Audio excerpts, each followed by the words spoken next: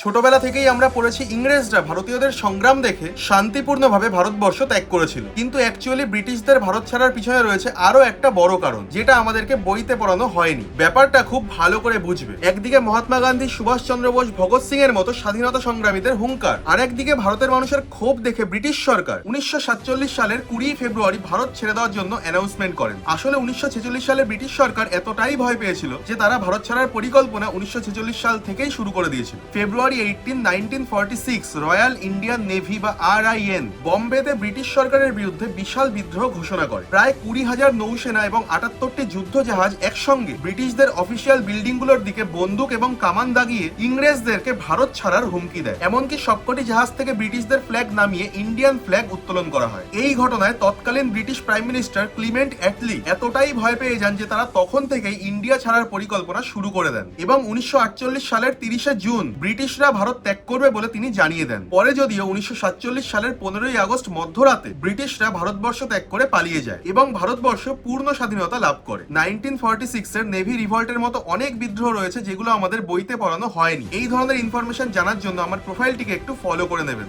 নমস্কার।